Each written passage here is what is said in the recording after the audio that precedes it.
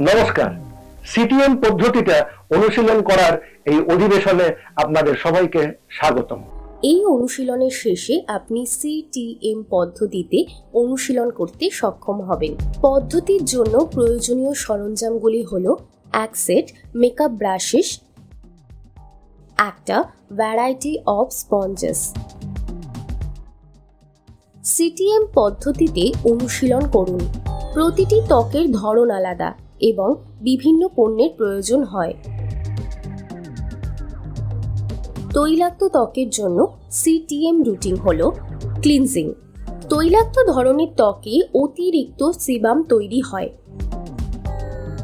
বদ্ধ ছিদ্র এড়াতে নন কমোডোজেনিক উপাদান থেকে মুক্ত একটি ক্লিনজার বেছে নিন। ফোম ভিত্তিক ক্লিনজার এগুলো পরিষ্কার করার জন্য সবচেয়ে ভালো কাজ করে। তৈলাক্ত ত্বকের জন্য সিটিএম রুটিন হল টোনিং। টোনারগুলি মৌলিক তৈলাক্ত ত্বকের যত্নের অত্যন্ত গুরুত্বপূর্ণ অংশ, কারণ তারা পিএইচ ভারসাম্য বজায় রাখে, যা গ্লো বাড়াতে সাহায্য করে। অ্যালকোহল মুক্ত টোনার যা ছিদ্র কমাতে কাজ করবে তা বেছে নেওয়া উচিত। ল্যাকটিক অ্যাসিড এবং গ্লাইকোলিক অ্যাসিডের মতো আলফা হাইড্রক্সি অ্যাসিডের উপাদান সহ টোনার পছন্দ করা হয়। তৈলাক্ত ত্বকের জন্য সিটিএম রুটিন হল ময়েশ্চারাইজিং। তৈলাক্ত ত্বকের জন্য ময়েশ্চারাইজার বাদ দেওয়া একেবারেই সত্য নয়, যেমনটি অনেকে মনে করেন। জেল ভিত্তিক বা জল ভিত্তিক ময়েশ্চারাইজার ব্যবহার করা হয়, যা ত্বকের হাইড্রেশন কমায় না।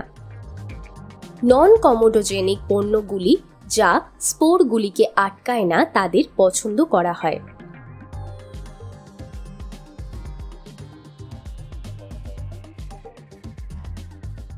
শুষ্ক ত্বকের জন্য সিটিএম রুটিন হল ক্লিনজিং।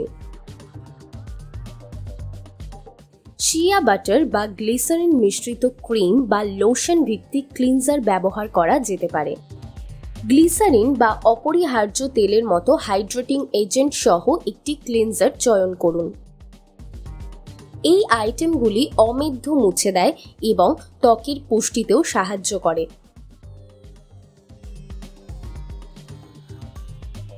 শুষ্ক ত্বকের জন্য সিটিএম রুটিন হল টোনিং।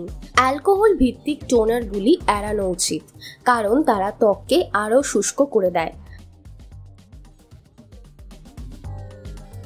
হায়ালুরোনিক অ্যাসিড, গোলাপ জল বা অ্যালোভেরা সহ টোনারগুলি বেছে নেওয়া হয়, কারণ তারা ত্বকের আর্দ্রতা ফিরিয়ে আনবে। শুষ্ক ত্বকের জন্য সিটিএম রুটিন হল ময়েশ্চারাইজিং। পুরো ময়েশ্চারাইজার বা আদর্শভাবে সিরামাইডের মতো ইমোলিয়েন্টের যা ত্বকের বাধা মেরামত করে, এবং হাইলুরোনিক অ্যাসিড এবং গ্লিসারিনের মতো হিউমেকট্যাক যা ত্বকে আর্দ্রতা আঁকে এবং সেটা সিল করে।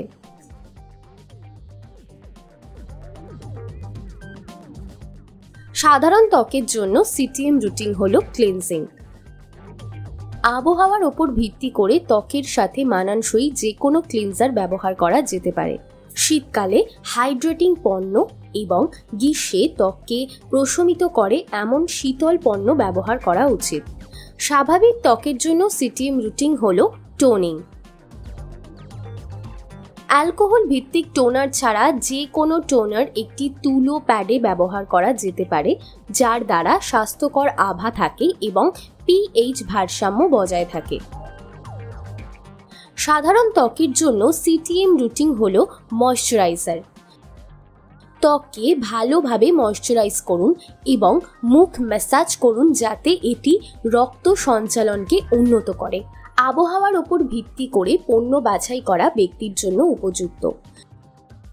সংবেদনশীল ত্বকের জন্য সিটিএম রুটিন হল ক্লিনজিং। নিম্নলিখিত দুটি প্রাকৃতিক উপাদান রয়েছে এমন ক্লিনজারগুলি ভালো কাজ করবে: argan oil, aloe vera, oatmeal, chamomile এবং শিয়া বাটার। শসা এবং ঘৃত কুমারী রয়েছে এমন একটি ক্লিনজার বেছে নিন, কারণ এগুলো সঠিক পরিমাণে আর্দ্রতা পুনরুদ্ধার করে সংবেদনশীল ত্বককে প্রশমিত করে। অ্যালকোহল মুক্ত এবং সুগন্ধ মুক্ত ক্লিনজার যা ত্বকে জ্বালা পোড়া করে না তাদের পছন্দ করা হয়। সংবেদনশীল ত্বকের জন্য সিটিএম রুটিন হলো টোনিং।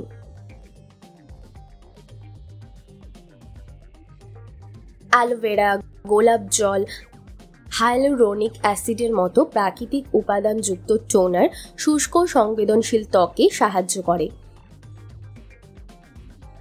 এই ত্বক প্রেমময় উপাদানগুলি প্রদাহ এবং জ্বালা সৃষ্টি না করেই হাইড্রেশন বৃদ্ধি করবে।